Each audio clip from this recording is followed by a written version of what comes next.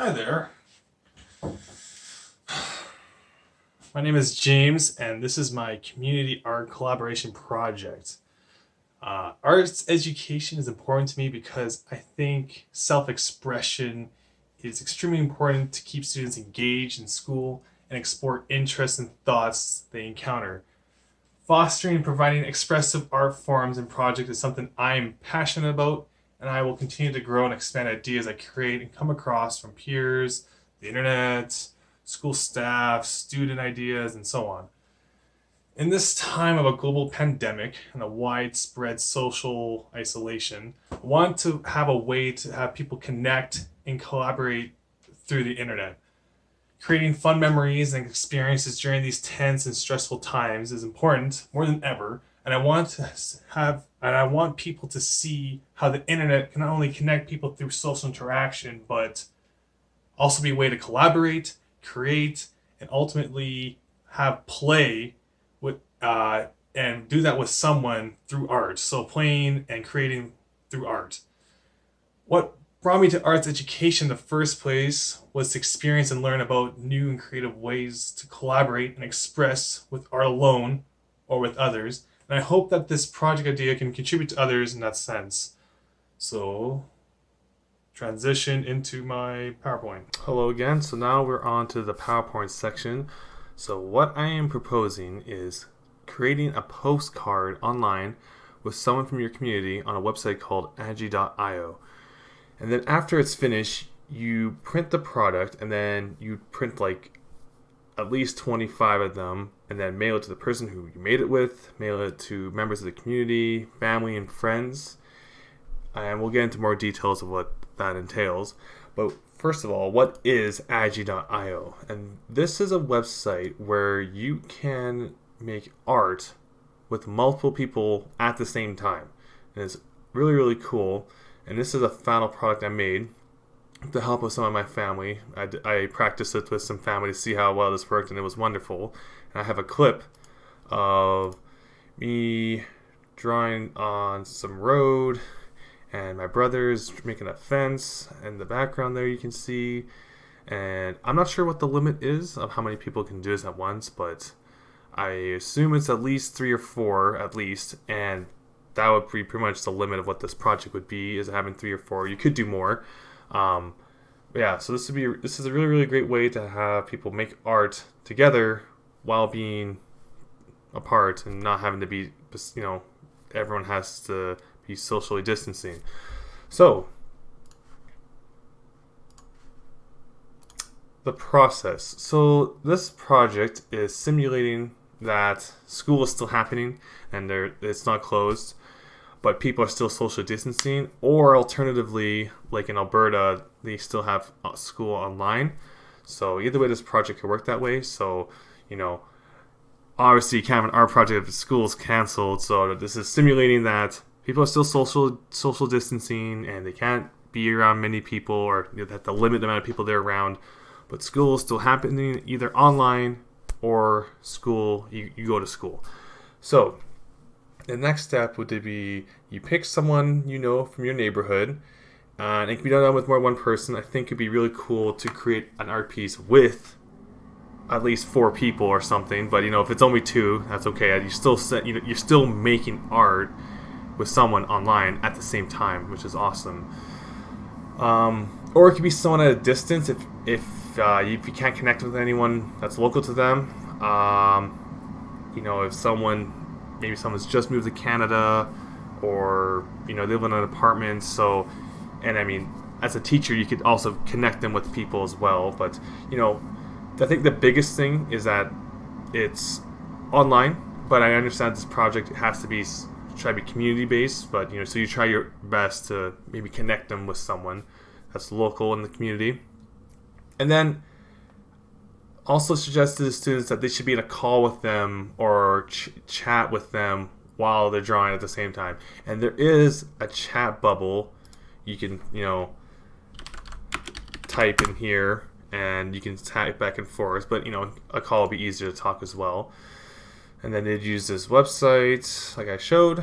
And then you'd save the image. Once it's all done, you'd save the image just like a normal like Paint or Microsoft document, and then you send it to the teacher, and then have each student collect addresses of who they worked with because they're going to mail them out, and then collect all the pictures and compile them onto one website for people to visit, and then have a blurb attached to each picture about who made it, how many people made it, and the experience of creating it online with someone at the same time. So the students would write that, and then you can put that onto this website for people to see. And then after all the kids are done making their art and it's uploaded to this website, you would put the pictures on a postcard, and on the back would be blank, and then you have to, since they're custom printed, most websites the minimum was 25, and I thought that'd be a limitation, but I alternatively thought of it as, oh hey, now I could, instead of just mailing it, because my initial thought was I'm going to mail it to just the person who made it, so if it's a neighbor, you just mail it to the neighbor. But since it's 25, I thought, well, this could be cool to have it, you could send it to a bunch of people and have them have a nice letter in the mail while everyone's, not really visiting with people face to face.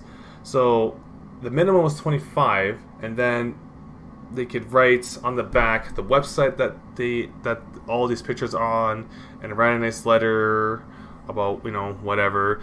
I enjoyed making this art with you, or hope you're doing good if you're writing to your grandparents or whatever. Oh, that's my next step here, was the link to the website.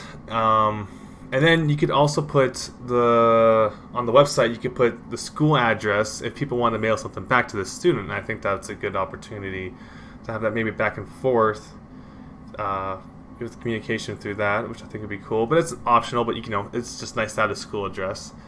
And then after, to connect us with ELA, they could write a journal entry about the whole experience, what they liked, what they didn't like. Obviously, when they're writing the postcard, that's also ELA outcomes. Okay, then, what will you hope to accomplish with your students and the chosen community? The art pieces may look silly, and unless you have a draw pad to draw digitally, it is a little difficult to draw with the mouse. But I think it's a lot of fun, and kids love doing these sorts of things. I know I did as a kid. So they're not gonna look amazing. No, they look amazing. Let's be honest. But maybe it's not what they expected, but I still think it's really quite charming. And I think the bigger thing is just that they have these tools to create something with someone, and that's the bigger picture here. So they may look silly, but this project is to create art and has English outcomes, but more importantly, it's to show how the internet can be an outlet to be creative with people and connect with people during this time of isolation and social distancing. Okay. How will this inspire your students? They are building practice with working within the community and building those relationships. So yeah, they're reaching out to their neighbors and neighbor friends, or maybe they want to write a note and put it to the neighbor beside them, see if they want to participate. And then through this experience, the student could see the benefit of being connected with the community, especially in this time of separation, and which can be remedied through doing this online. Materials. So since this is mostly online, the only real material is to print them and get the stamps. It's mostly online. It's an online kind of experience. And now time management. This would be roughly about 2 weeks. Give the student about, I'd say, a week to communicate, chat back and forth. Oh, hey, does Tuesday at 7 p.m. work for us to draw together? Give them time to do that. You can even give them more than a week, honestly. I think that this could be maybe a 3-week thing. And so you give them about that week to create the art, set the time and the date, and then send it to the teacher. And then after that first week or so, you'd print them on these websites. And since you're printing on a website, it might take a week or two. So really, maybe this could be maybe change this to a 4. And maybe we could take up to a month to get them printed and sent, because they have to be custom made. So about maybe about a 4-week project, and then once you get them, you have to mail them.